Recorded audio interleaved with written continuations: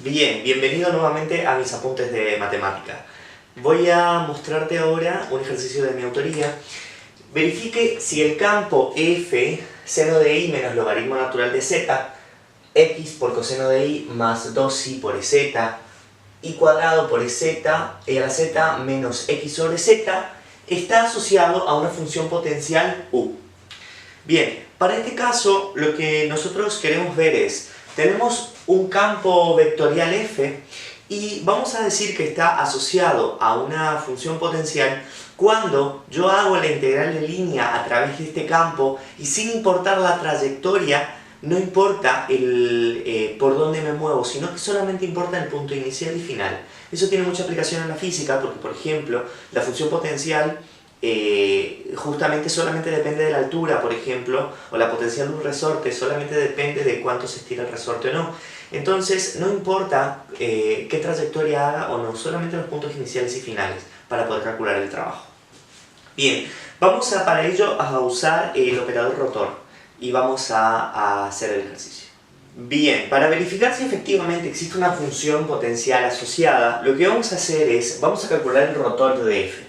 El rotor de f va a ser el producto cruz entre el vector nabla, el operador nabla, y f. Recordemos que el producto cruz va a ser un determinante, donde en la primera línea vamos a tener a los versores fundamentales, los versores principales y jk. En la segunda línea vamos a tener los componentes de nabla, que van a ser los operadores derivada parcial de i, x y z, y en f vamos a tener justamente las componentes del vector. Por lo tanto, para empezar a hacer el cálculo, lo que vamos a hacer es vamos a trabajar con este determinante. Esto es igual a i por, tapo la línea de i y me va a quedar esto, me va a quedar como menor la derivada parcial con respecto a i, derivada parcial con respecto a z, de esto, x coseno de i más 2i e a la z. Y vamos a tener acá i cuadrado e a la z menos x sobre z, determinante, menos j, y ahí vamos a tener, tapamos la columna de j y vamos a tener esos componentes, derivada parcial con respecto a x del seno de i menos logaritmo natural de z, derivada respecto de z, i cuadrado e a la z menos x sobre z más k, tapamos la columna de k, con respecto a x, seno de i menos logaritmo natural de z, x coseno de i más 2i e a la z. Muy bien. Ahí nosotros abrimos el determinante y vamos a continuar resolviendo estos determinantes que quedaron. ¿Sí? Nos va a quedar i por la derivada con respecto a i de esta expresión, esto me queda 0, me va a terminar quedando la derivada de eso, que va a ser 2i por e a la z. Menos la derivada con respecto a z de esta expresión, esto va a ser 0 y me va a terminar quedando, derivo e a la z, me queda e a la z, 2i por e a la z. Como vemos, esto es 0. Menos j por la derivada con respecto a x de esta expresión, esto es 0, me va a quedar menos 1 sobre z. Menos la derivada con respecto a z de esta expresión, esto queda 0, menos el logaritmo de z. La derivada del menos logaritmo de z es menos 1 sobre z, es decir que me queda más 1 sobre z. 0 más k. La derivada con respecto a x de esta expresión va a ser coseno de i. Y la derivada con respecto a i de esta expresión es el coseno de i. 0 también. Por lo tanto, i por 0 menos j por 0 más k por 0. El rotor de esta expresión es el vector 0. Por lo tanto, vamos a poder encontrar una función u asociada. Bien, ¿por qué vamos a poder hallar un campo potencial u? A nosotros al hacer el rotor de f y darnos 0, nosotros entonces podemos hacer esta suposición de que f es en realidad el gradiente de una función escalar u, ¿sí?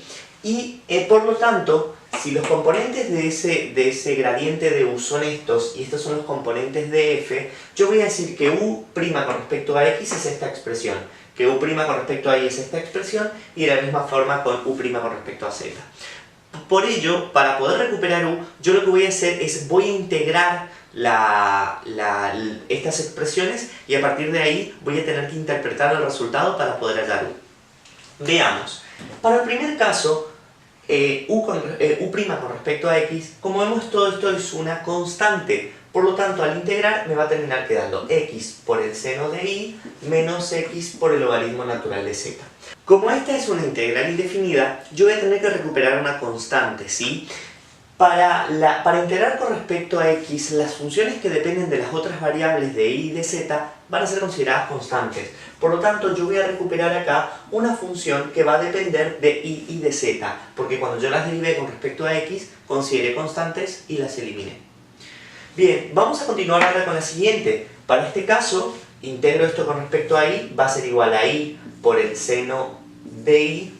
Y acá, integro y, va a ser y cuadrado sobre 2, que el sobre 2 se me va a ir con el 2 que está multiplicando, por lo tanto me va a quedar más y cuadrado por e a la z. De nuevo, vamos a tener que sumar con una constante, y esta constante va a ser una función que va a depender de x y de z. Ahora, para el último caso, voy a tener esta función. La integral de esto, constante variable, va a ser igual a y cuadrado por e a la z, menos constante variable, la integral de esto va a ser x por el logaritmo natural de z, más una función phi que va a depender de x y de y. Bien, como vemos, al parecer tenemos tres funciones u. En realidad, estas tres son la misma función u, porque esto es u y esto es u. Así que lo único que tenemos que ir encontrando son las coincidencias, ¿sí? Aclaro, esto no se suma directo, sino que hay que encontrar las coincidencias y a partir de ahí reconstruir la función u.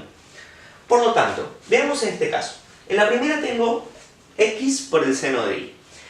Acá abajo también tengo x por el seno de y. Veamos en el último. X por el seno de y al parecer no tengo, pero en realidad sí tengo. Está acá, porque acá están todas las funciones que estén acá, pero que dependan de x y de y. Por lo tanto, forma parte de phi. Así entonces vamos a empezar a reconstruir la función u, en donde ya tengo la primera parte, ¿sí?, de u de x y de z, que va a ser x por el seno de y. Veamos ahora si continúo con esta, si esa realmente aparece en las tres. Para que la función potencial exista, tiene que aparecer sí o sí la expresión en las tres u. Entonces, veamos, menos x por logaritmo natural de z va a estar acá adentro, ¿sí?, porque depende de x y de z, y acá tengo la misma expresión. Por lo tanto, esa también forma parte, ¿sí?, menos x por el logaritmo natural de z. No es 2x por el logaritmo natural de z, ni 3, ni nada por el estilo. Es solamente una. Bien, ahora veamos la última que nos está faltando, que sería la función y cuadrado por e a la z, que también aparece acá y por ende va a estar ahí. Por lo tanto, como vemos, las tres expresiones son exactamente iguales. Ahora, ¿esta es la función u? No, nos está faltando todavía un valor más, la constante numérica, que yo la pierdo siempre que yo derive. Por lo tanto, he aquí la función potencial asociada a ese campo vectorial. Punto extra, como te quedaste hasta el final del video, te voy a mostrar ahora este punto. Vamos a hallar el trabajo realizado para mover una partícula desde el punto 000 al punto 111 a través de esta trayectoria. Bien, para eso yo voy a tener que hacer la integral por la curva de f por diferencial de r.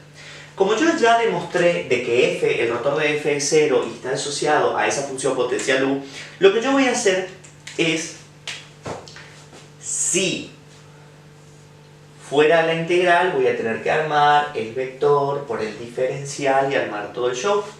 Pero como eso ya está demostrado, yo no voy a hacer eso. Yo lo único que voy a hacer es usar la función potencial. Por lo tanto, ¿qué es lo que voy a hacer? Voy a agarrar u, lo voy a evaluar en el punto final, menos u en el punto inicial. Entonces, cada vez que tengas una función donde su rotor sea 0, no hagas la integral, solamente allá cuál es la función potencial y te va a quedar mucho más sencillo que andar parametrizando y hacer todo lo que habitualmente hacemos para las integrales de línea.